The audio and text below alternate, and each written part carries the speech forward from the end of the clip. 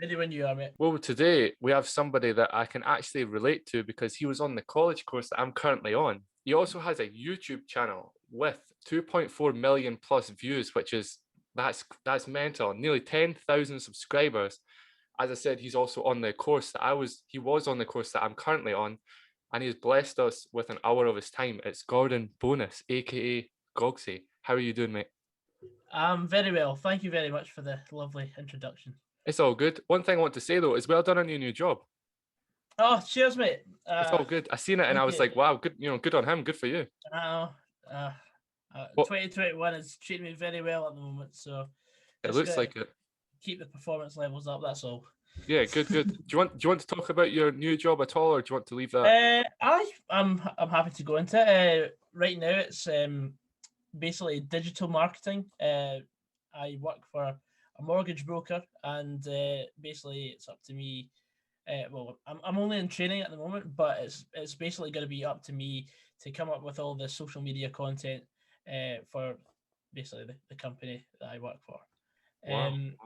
So Wow, good on you, mate. Good on you. The thing is, though, with your following as well, people, you clearly are good at what you do.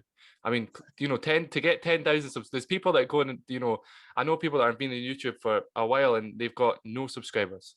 So like the fact that you've got 10,000, it doesn't matter if it took, as everybody will know, it was 8 years. Is that right? Am I right in saying that? Yeah, gonna be 8 years in June. That's when the account was created. I think what a lot of people will want to know before we get into the nitty gritty stuff, what made you want to start on YouTube and put yourself out there like that? What was the one thing that made you, or a couple things you could say? 3 letters, KSI. Oh yeah. When he was like, because those were the 2013 was part of what you would say is it's the old KSI. It's like when he was popping, but in a different way. His FIFA content inspired me to, and probably my generation, to create whatever content we felt comfortable with us. And I mean, we had the likes of the Sidemen. Obviously, they weren't the Sidemen back then. You also had the likes of Cal Freezy. Joe Weller was coming to the scene. You had all these massive YouTubers who some have actually died down since then, but others are like into the 10s and 20s or millions of subscribers. And I mean, I just thought, well, if someone can get paid for playing FIFA and maybe plugging a few illegal coin websites, and surely I can get up there as well. But yeah, so that was my ambition.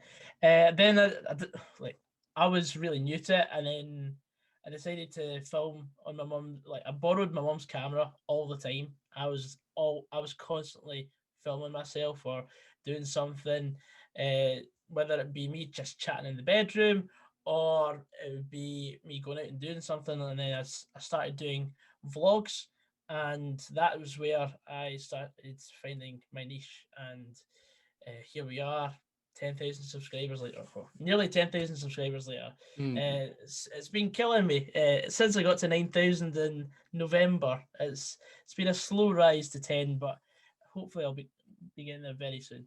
Yeah, I'm sure you will. The thing is, though, as well, is that something that people don't realize, and I was actually speaking to speaking to my mom about this, is YouTube is like a full-time job.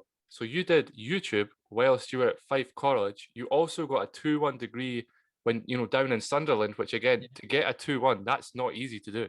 Like that is hard to do. And you have done your research. I'm impressed. I mean, honestly, like I take the thing is as well, to be brutally honest with everybody listening and yourself, is that I take the people that I want to speak to, and that I take such a keen interest in the, not necessarily, to me, it doesn't matter if you have a million or if you have 1 subscriber. It's if I've watched something or I've listened to something or I've watched your content or something like that, and I'm like, I like where he's coming from. Like I can see that it doesn't matter if he's got nothing or if he's got millions of pounds. It doesn't matter. It's more along the lines of the passion for the content, which you do have, which again is impressive, But something that like we had a conversation with before this, and is that what because a lot of people will, watch your videos and like be really envious because they'd be like, I wouldn't put myself out there and I wouldn't like, shout around and stuff like that. How do you get like the ability, like feel you have the ability to be able to do that? Because a lot of people don't feel like they can be themselves online, but you do, and it's amazing, I have to say. Oh, I just love being there. I Mhm. think that's it in essence. Like, if you love doing what you do, you will do anything to still be doing it after, even if it's after such a long period of time. I mean, as we said, 8 years this year. I'll be doing YouTube. That's effectively a third of my life. Mhm. And I mean, I was ridiculed at school for doing it because I started when I was in either third or fourth year Mhm. at school.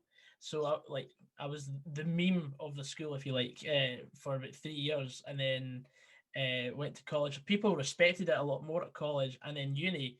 When I went to Sunderland, people thought that very highly of it. Mhm. So it's more of an age thing, like because like nowadays you always get that one kid every year at school who wants to be that YouTuber, and Mhm. I felt like I took that crown. Um, but I must say, it's just out of love and passion for the content, as you said. Yeah. I think what something that's really impressive as well is that you put you put yourself out there on YouTube, and you also do like podcasting, you also do streaming and games and all this sort of stuff, and you do what you love every day. That's not something like people can say. A lot of people won't do that. Like they'll just be like, I really want to be, just because I was just at the gym there, I really want to do this and I really want to be a bodybuilder, I want to be anything like this, or I want to be like Jay-Z, or I want to be that. It's like, but are you actually going to do anything about it? And the thing is, though, you actually did something about it. Like you actually put yourself out there. And again, like you said, you got judged. But something I've realized, and something you realize as well, those people that judge you then are probably looking at you now being like, damn, I really shouldn't have said that. Or I really shouldn't have, like, have you ever had anybody come up to you and be like, I wish they hadn't said this to you in school or anything like that? Uh, I've had a couple like if it had been on like and nights out, for example, Mm-hmm. in some of the local hot spots, if you say so. Mm-hmm. A few people have come up and said, "Oh, I said this about you before," but and then some people have had like presumptions about me as well, and then when they've met me, they've been like, "Oh, you're actually all right to speak to," because sometimes like because some people think because you're out there and you're sort of in the I don't want to say limelight because I don't want to sound big-headed in any way, but if you're known by people Mm-hmm. and someone thinks or someone would have thought that maybe I thought I was a bit up myself because I'm like this big shot now, Mm-hmm. but I I stay as grounded as possible, and I think that's because I support a terrible football team. Do you want to tell everybody who you support? Yeah, Motherwell is the team I support, and the main focal point of my content is basically me crying about how Motherwell do every week. Yeah, I think again, I don't want to say what team I support or anything like that, because obviously I speak to a lot of different people, so I don't want people to be like, wait a minute, you support this team, so that I keep that I to a won't ask then. secret. Yeah, hang on. So again, it comes down to like, not only have you put yourself online, at your house and wherever your setup and everything like that is, but you've also went. I mean, your most popular video was, obviously, as you say, 8 years ago, 7 8 years ago, and you've got 80,000 plus views, but it's just said 80,000. So, Yeah, and that's you shouting and going mental. It's very like the starter type of person, but like the fact how like you're willing to do that in public, in football stands with football fans, it's like, I mean, it's to me, as soon as I seen that, I was like, that's when I seen it. I was like, I need to speak to this guy. Like, I need to know who he, like, I need to have him on. I need to find out what makes him do that. Because as everybody will know, my podcasts are a little bit different. They're more about the person, but it's like what motivates you, what keeps you running. So obviously that's definitely going to be my next question. It's like, what has motivated you over these last 8 years? Like, what have you got? We'll say, to make it like a little bit easier for yourself, we'll say like maybe like a handful, so three things that have like motivated you and kept you going over the 8 years. What would you say they were? uh, that's a very good question. I've never been asked that before. But I think because of my content, there's always the next game. So I've always got I always set myself a sort of deadline to meet for every piece of content. Because, for example, I do a match day vlog pre-COVID, of course. I give myself until Sunday to edit it fully and have it out by the Monday. And then sometimes there's a game on Tuesday, which I'll go to. And then basically by the Thursday, have that done, edited, uploaded. And then you've got Friday. At times I've wanted to do like pre-match reviews or whatever and just sit and chat to the camera. But sometimes it's just not, it's too frantic a week. So previously I would be very happy with 1 or 2 pieces of content a week because sometimes I've had a very busy week and I've not really managed it. And YouTube has always been a background thing for me. It's never been something that I've got as my primary source of income. Right, okay. So YouTube's always been a hobby. And one day I hope to make it more than just a hobby. But for now, I mean, I was delighted with that. And then COVID hit and I had to completely rejiggle my sort of content because you can't exactly go and film a good match day vlog if there's no fans. Fans make up the ground. Fans make up the atmosphere. And that's, in essence, what I'm capturing. So we decided to, I decided to do a sort of live stream of a watch along of football matches, and that's got really popular. I mean, that is the new match day vlog in essence, because people can actually, it's better in some ways because people can actually drop in for 5 minutes, have a chat with you, or slag you off for your team getting beat live, and then they're away again once you've equalised. So it's great, but I just think one thing that, well, you asked me the 3 things that keep me motivated. The next game, because you've always got something to chase, and that's the next game for me. Something to enjoy. It's my friend's company. Wow. And third of all, it's the process. I like that. For me, I always enjoy the process of making a video, whether it be a live stream or a podcast or a video. As soon as I've clicked render and okay, and I've posted it to YouTube, I'm just sitting bored for half an hour. We're like, well, what do I do now? Yeah, thing is, so now that's the next video. Yeah. I was just a way to say it. That's something that really, I have to say I admire you for that, and you're not the only person in media that I've spoke to that has said that. Obviously, as everybody will know, the Marcus said something amazing about his mum, but he also, you didn't say like the cliche answers. You actually came out and said that like it's something completely different. Like Marcus himself, he said it is my mum, but I also love what I do. Like you have to love what you do. You have to love the process. Yeah. And the other people I spoke to said the same thing. Like, yeah, it's obviously their family, but they love the process. And like you just said, you love the process. You love it's not just like, oh, YouTubers get paid this or they do this or they meet these people. It's nothing like that. It's more than lines. It's because you actually enjoy recording it, speaking your mind, having the content, being able to like put yourself out there, which again is something that I preach every day, is that you genuinely should love what you do. Like, even if it doesn't pay you a lot, you're better being happy earning not a lot of money than getting paid a lot of money and absolute despising what you do. It makes no sense. Absolutely.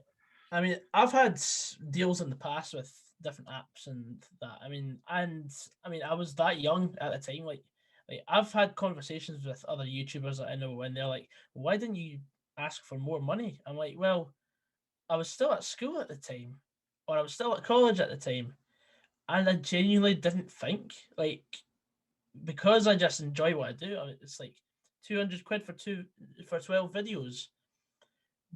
That's fine. I'll happily take that. That's a lot of money. To me, it was a lot of money at the time. Like I mean, as you grow up, you will get used to certain sums of money. I mean, for example, when I was 18, if you said to me, right, there's a check £200. Do you take that, or do you wait 10 minutes for the next check? And you don't know how much it's going to be in the next check, so you just sit and take it. Because Okay. you're like, well, I don't know what I could ever get. So that was me at the time. I mean, obviously now I'm 21. That was 3 years ago. Now I'm 21. I'll obviously hold out for it because I've got more life experience. I would obviously hold out for more. But at the moment, I just love the process and just creating content. That's just the be all and end all for me. It's just the fact that you are busy. I mean, the last thing I want to be doing is sitting on my backside watching Netflix for a night when I could be sitting doing something creative. Wow. Yeah. Wow. See, people. This is what I preach to people, and this is what I'm saying. And that you genuinely have to like stop the Netflix, stop watch Netflix, but don't spend all your time watching telly. You know what I mean? Because at the end of the day, you're watching telly on people that are successful. And how did they get on the telly? They weren't watching the telly. Like they were out there putting themselves out there being processed. But like, yeah, that's something that a lot of people don't realize as well is, yeah, money comes and goes, and money obviously as you get older. When you're younger, a tenner is like £1,000,000. You know, it can. Well, when we were younger, you should say. I'm 26, so I'm a little bit older than you, but still, when we both were younger, £10 got you so much stuff. But even back then, if somebody gave you a tenner, it's like, damn, and all your mates were like, wow, holy moly, and all this sort of stuff. But now, as you grow up, you do realize, like, I think as you grow up, you realize the value of money more. So again, if, like you were saying, somebody was wanting to pay you £200, but that's like £200 they didn't have to pay you, but they thought you were, you're clearly worth it. I mean, as I say, nearly 10,000 subscribers, 2.4 million plus views. Not as like plus, so maybe it'll be more than that just now probably. But that's the thing, is that you have that following, you have that niche. I mean, you have, is it like, I think it's 7,500 Instagram followers, something like that? No, not quite. They're 4.2 thousand, I think, and then I've got 4.2. like nearly 2,500 followers on Twitter, I think, as well.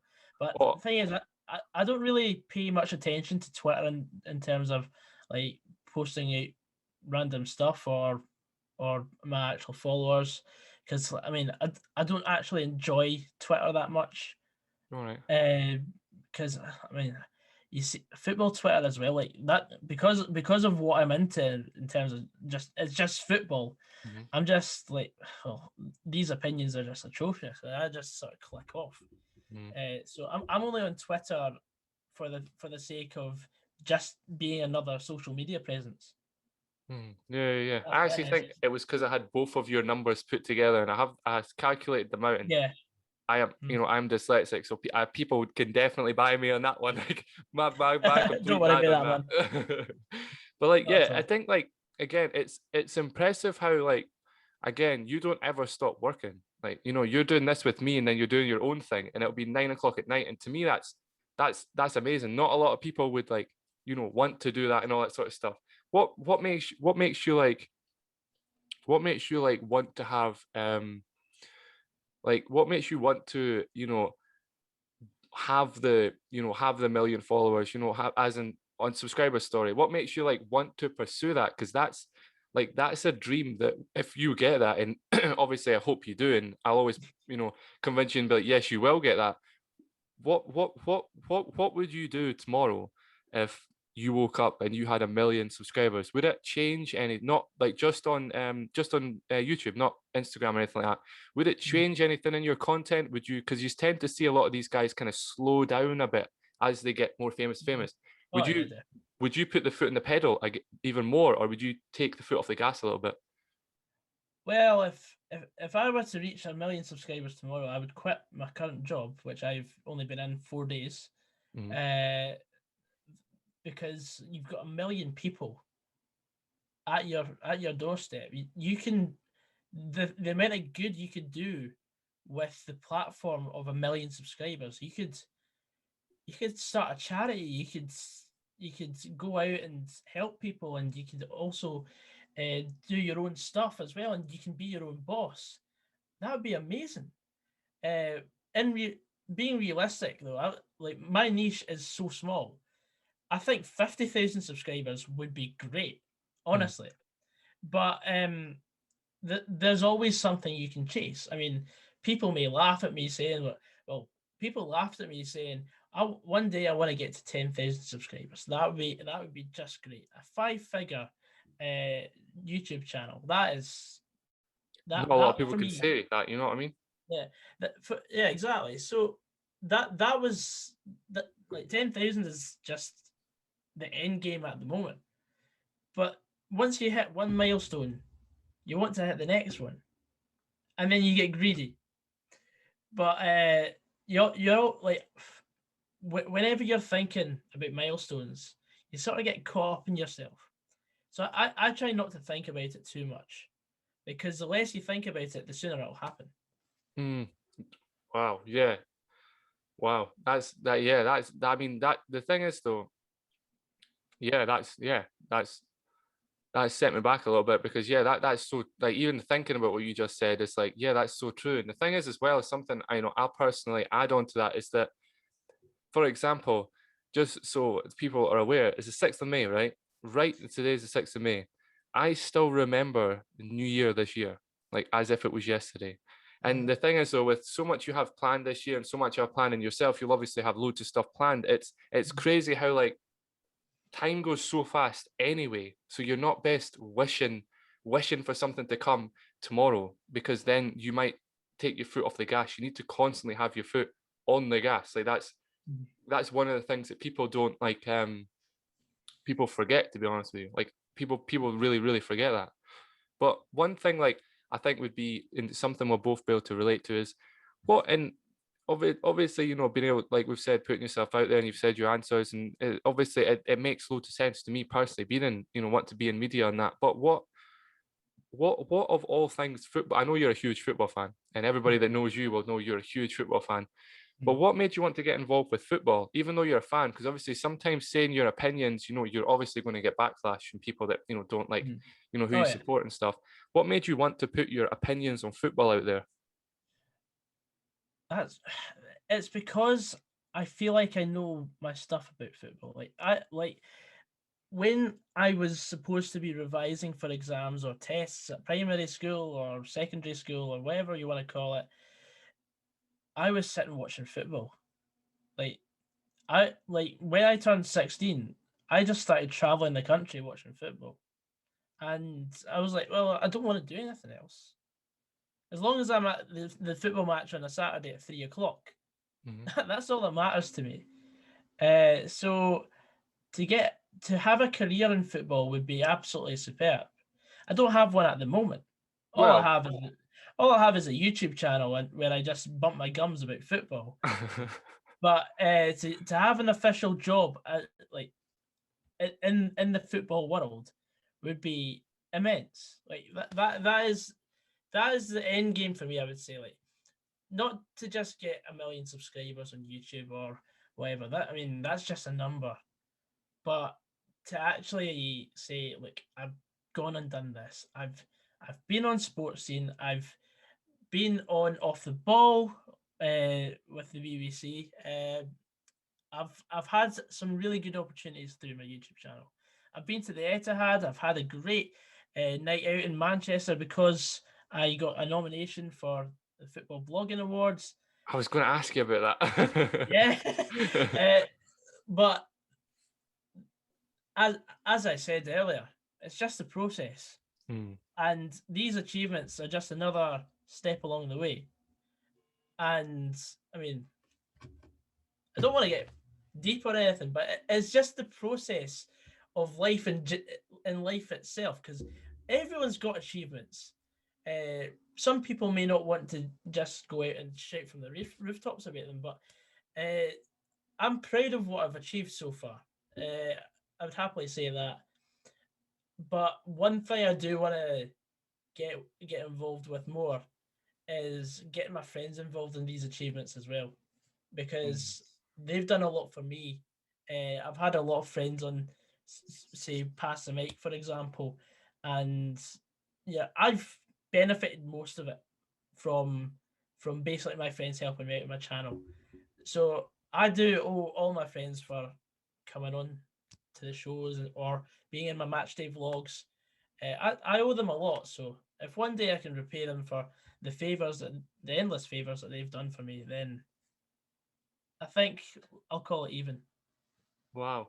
So you're very humble, to say that it's the process, and that's a really, and everybody that listens to this or watches this will admire that, the fact how you did say it's, even though obviously we both know that 1 million subscribers would be like a huge achievement, 100 subscribers to me is a lot. The fact how people take like 1 second out of their life to watch the video, you didn't need to do that. Like, people don't need to do that, but like the fact they came and watched your content, because you can't ever get time back. And this is what I preach to people, that 1 second somebody spends with you, you have to admire that. And that's why I said thank you so much and everything for when you were willing to come on, because like, not like I'm ending it now, I'm just saying, but it's people have to realize that 1 second of someone's time is something they can't get back.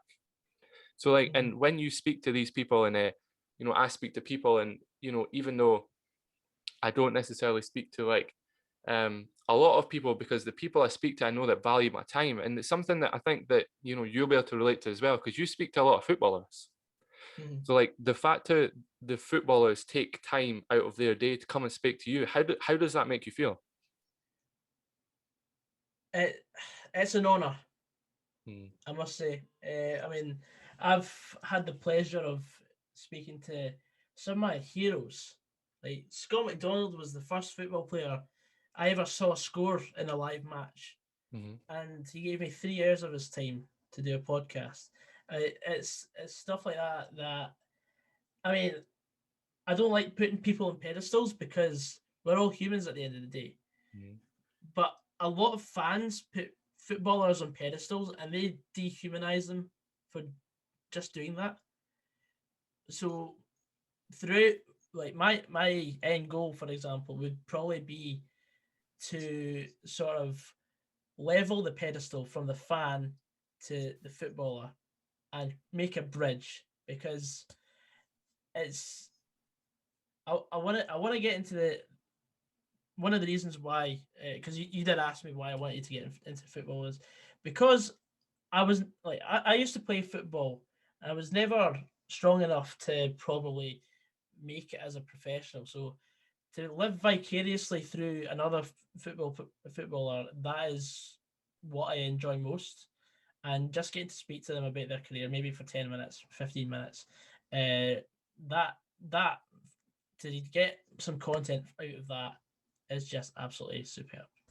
Yeah, and I just want to say to everybody, sorry if you can hear my stomach. I had some spicy chicken earlier on, and my stomach is going absolutely mental. So sorry if it's coming through the mic, everybody. But something that like people don't realize is that to be able to like put your face out there, and be able to put like your face out there in media, and even face out there on Instagram, Facebook, and that you will get recognized by people, and people will know. Because I have to say, like, when I first person I ever spoke to, and I had on the podcast, and that, I was at the gym tonight, and somebody was wearing a Hamilton football top, and the guy smiled at me, and I was like, I've only got 4 subscribers. So like, the fact that somebody like, was like, I actually think I know who that is, because then they've seen the podcast and stuff like that. So have you ever had like anybody recognize you? Might obviously take away like your friends and the people that know you from school and that, because obviously they're going to know who you are, but like anyone else outside of that, have you ever been at a game where someone's like, I know who you are, I watch your stuff and that? Oh yeah, it happens at pretty much every Motherwell game that I've gone to. Like, I was on holiday in Bulgaria in 2019, and someone recognized me, which was Wow. that was probably the maddest thing. I was out on a lad's holiday in Sunny Beach, and I think it was a Dunfermline fan actually who recognized me, because you always bump into someone from your own country out in Europe or wherever you go, because I was wearing a Motherwell top at the time, and it was just absolutely bizarre. And of course, I've been to San Marino to see Scotland play, and of course, because there's a large travelling support of Scotland fans, I got recognised quite a lot as well. Just anyone who knows anything about Scottish football via social media, they'll probably recognise me, and that's mental. Yeah, I think so. how do you deal with people recognizing you? Because it's not as if like even if you're in a hurry, you obviously have to take a step back because it's like, well, these guys actually spend their time to watch my videos and that. But how the here, in fact, that's a really good question to ask you. What would you say, like your first person that came up to really recognize you ever, like the first person that ever came up to recognize you, how did it make you feel when that person was like, I watched your stuff, I know who you are and that? Yeah, I actually remember the moment, the first time someone ever recognised me that I had never met before. It was a Scottish Cup game. Motherwell were playing Dundee United. We lost the game 2-1. But at half time, the guy came up to me and says, "Oh, you're Gogsy, aren't you?" I was like, "Yeah, how?" And he was like, "Oh, I watched your reaction videos or that." I was like, I just couldn't believe it. It was November 2014. That was the first time. I was absolutely I was gobsmacked. Like I was 15 at the time, and it wasn't just someone in Fife. It was actually someone like in Lanarkshire, and Lanarkshire Wow. is completely different to Fife. Hmm. Like, I mean, yeah, okay, I'm probably crossing postcodes because I'm a Fifer, but I support Motherwell as well. So I sort of have two sort of main areas in which my content would probably be consumed. Hmm. But it was just the fact that someone actually come over to me at half time and said, "Oh, can I get a photo?" I was like, "Aye, sure." I mean, I didn't have such a great bonnet back then. I mean, and my voice was so squeaky. I was like right up here, but still, I still appreciate whenever someone comes up to me and says hello or whatever. Hang on, so that's again, you have to appreciate the fans because without the fans and without any fans, you generally wouldn't be where you are. You know what I mean? And at the end of the day, like Exactly. I think That, like Motherwell themselves is bound to be, it's bound to know who you are. well, they do, yeah. I was just the way to ask that. Have you ever had has anybody from Motherwell been coming up to you and being like, I know what you are, it's good for you. Thank you for doing this type thing. Well, yeah, the chairman actually, because Wow. my dad actually played bridge with the Motherwell chairman once, and he said to the chairman after the game of bridge, "Do you know who Gogsy is?" He said, "Oh yeah, he's fantastic," or something like that. I don't remember anything because I don't like to sort of pinpoint anything people say about me, but Okay. the guy said that, well, once he found out it was my dad, he sang so many praises, and I was and when my dad told me, I was like, no, no way, that you're just making that up. Like I do not believe that because I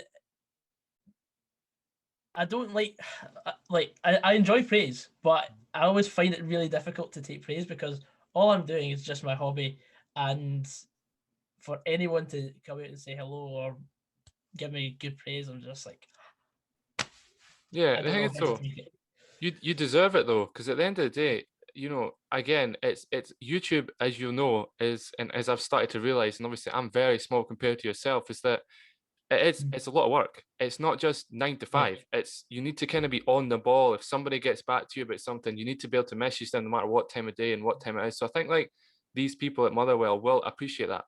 Being like, will appreciate the fact that like, you obviously, got a new job and again, well done. And everybody should definitely go and say thank you to them for that. Well done, sorry to him for that. But you're going to do that and then you're going to still do YouTube and that. I mean, you still do content in that. So I think like you're another one of these people that again admire because it's not just at 9 to 5 go home and sit and do nothing. It's you've got a job. Then when you get back from the job, there's 24 hours in a day. So like again, you're doing what you deem to do. So like I think one of the biggest questions is that, and it's a question I love springing on people because it hits them so off guard. Is that what would you say is your biggest flaw? My biggest flaw is my timekeeping skills. Oh wow! So you're the only person that answered that straight away. Mhm. Yeah. Yeah. I can be lazy as well. There's two.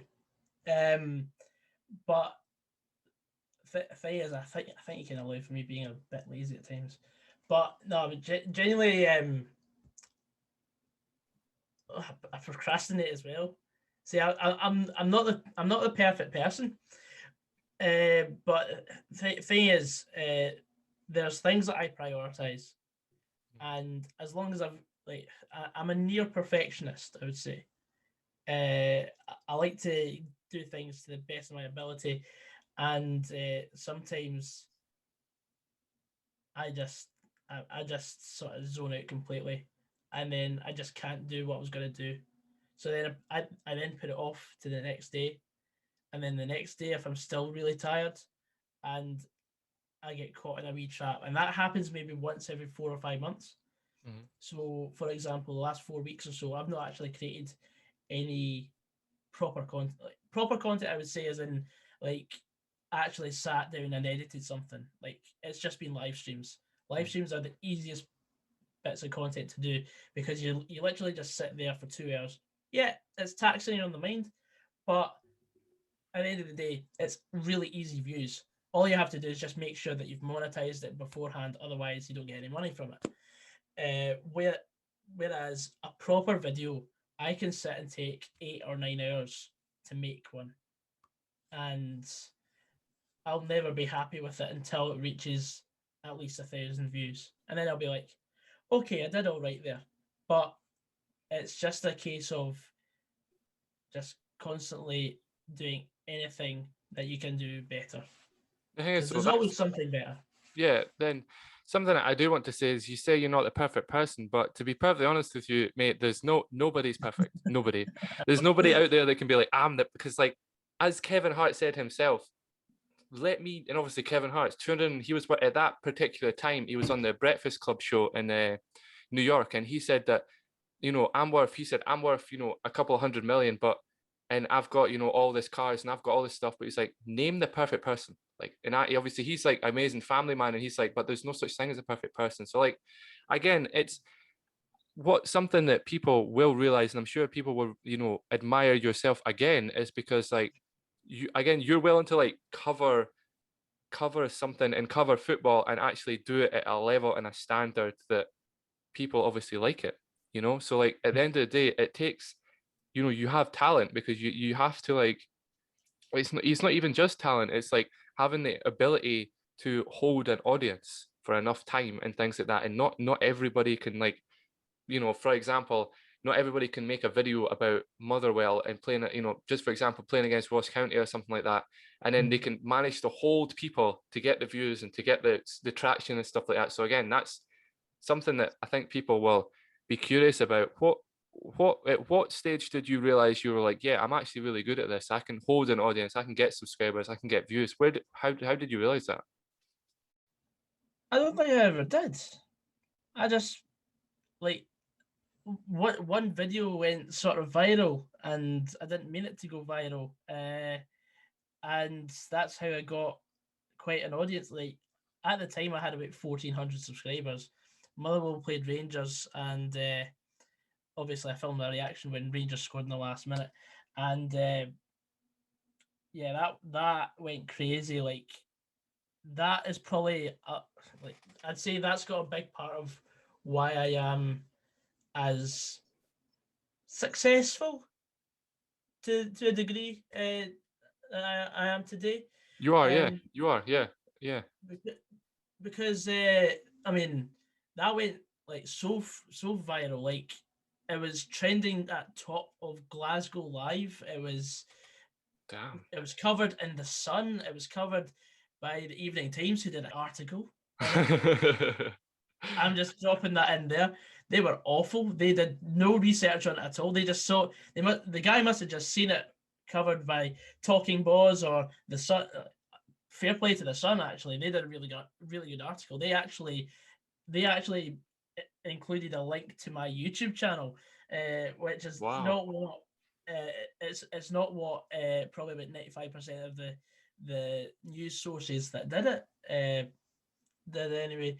But Talking Boys were good with it as well, because they they were the first to actually properly post about it.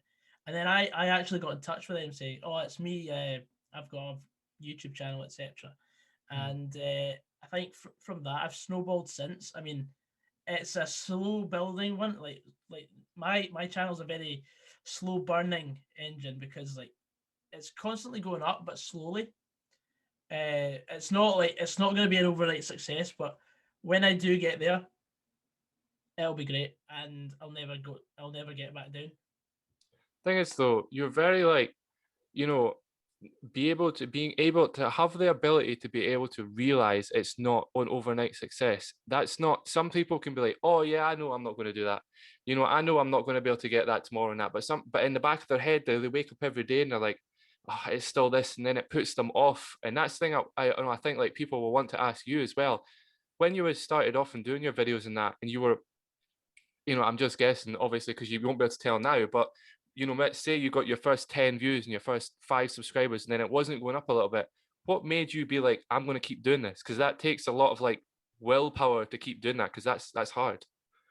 I just did it for fun. That was it. I just enjoyed doing it, and I never really thought about subscribers. Like I was just like, I just posted it on Facebook one day. I was like, oh, by the way, this is my first YouTube video. Feel free to have a wee watch or whatever.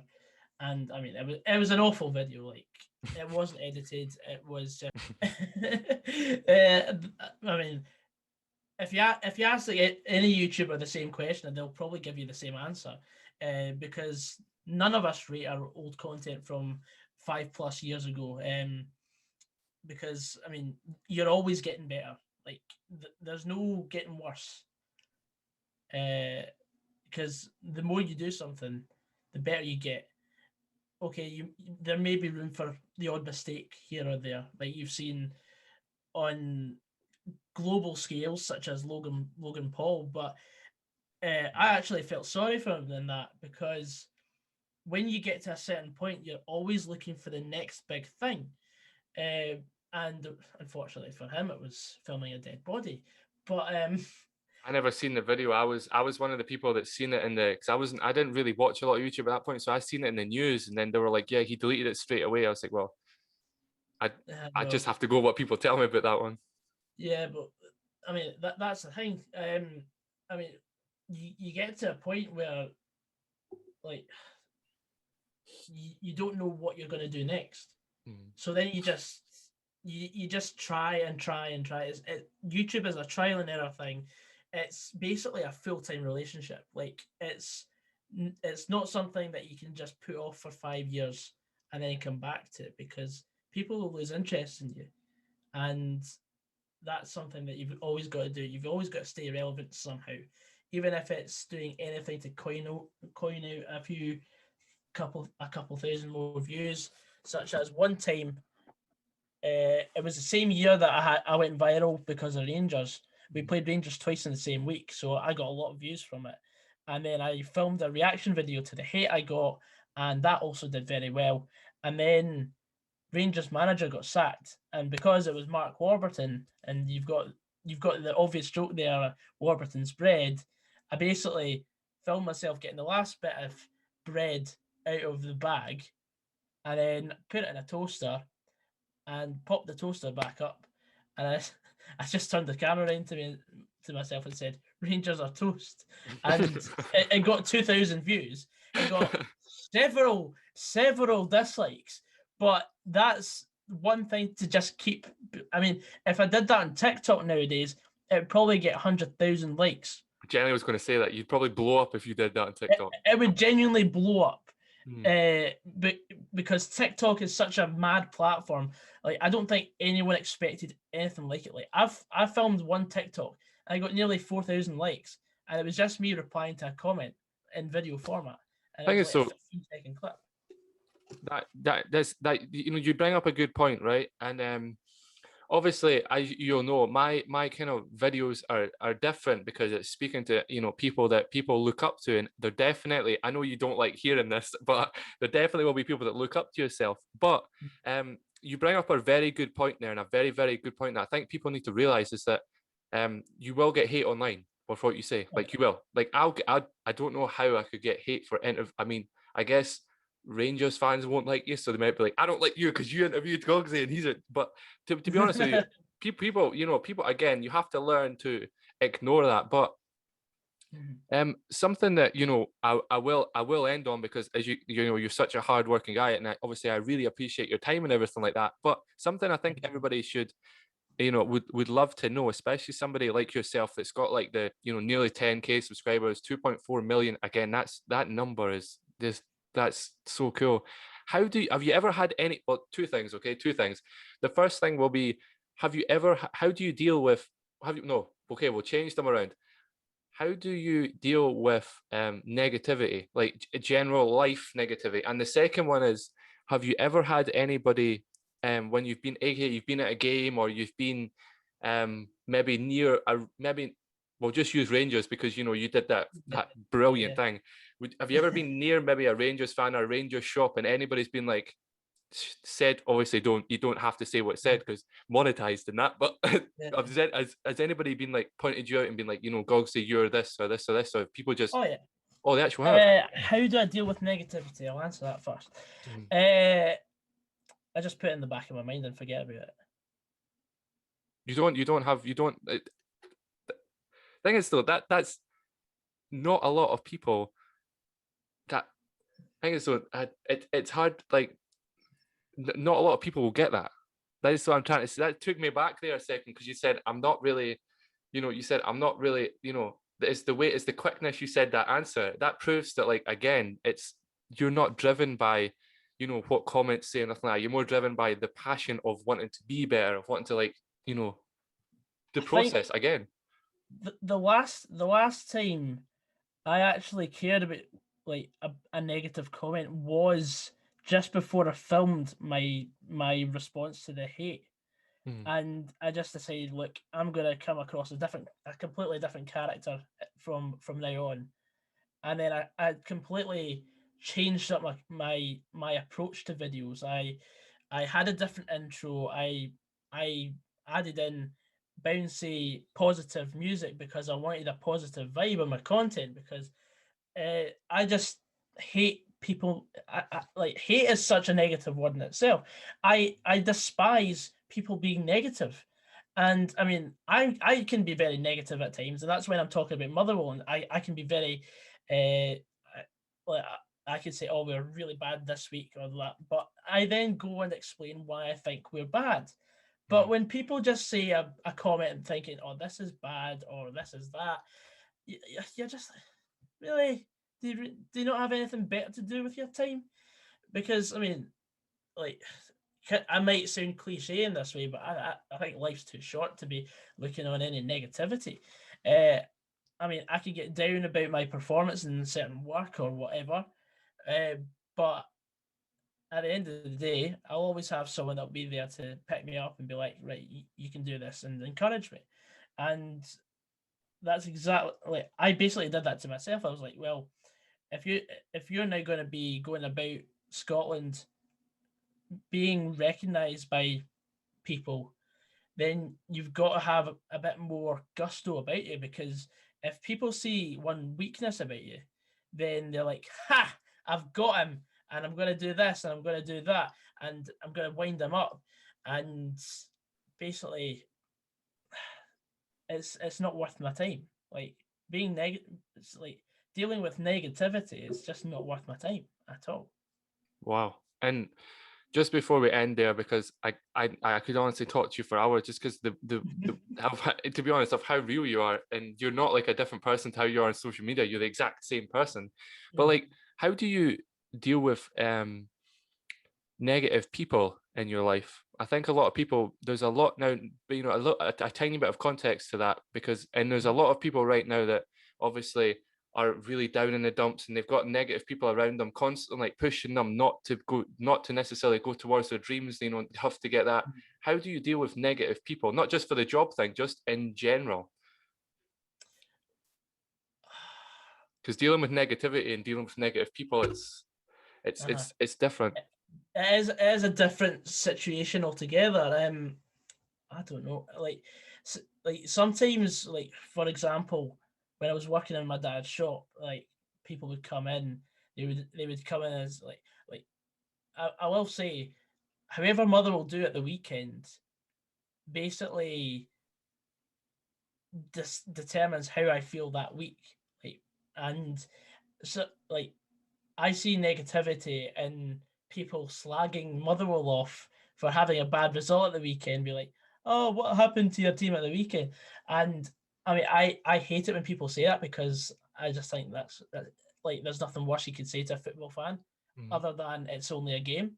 And when people say that, I just shrug it off. I'm just like, well, very good, or I don't know what you're talking about, and I just play the idiot. And I'm just like, nah, I'm not gonna give you any time of day. And basically, I'm like, right, that's £1.36, please, and then give them the change, and then away they go and see the rest of the day. But being more negative, for example, like in the last week of the time I had at my dad's shop, someone said to me that I shouldn't be working there, as in that I shouldn't be in that job.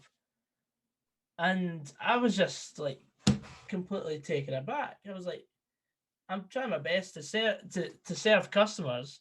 This guy comes in, and I was already serving one customer, and then he comes in, completely interrupts the conversation, and then I said, I'll deal with you in a minute, please, sir. And then I serve this person the ice cream, and then he's like, well, forget your bottle of water. I'm away, and I'll speak to your dad tomorrow. I'm like, well, it's your loss. I mean, I'm not gonna get all wound up about it, because like there are people out there that are just dickheads. And I mean, like it's just the human race. I mean, we have so many wonderful people, but at the same time, that like for as many wonderful people there are in the world, there are people that just try and moan about absolutely everything. And I try my best not to be like that. Hey, so as thinking about what you said, and that it rings bells with everybody. But yeah, I think yeah, you will always get negativity in everything you do. But again, I want to say a huge thank you for you coming on. I can't appreciate it. Sorry, guys. Can we end on a positive note? Have you got anything else positive to say?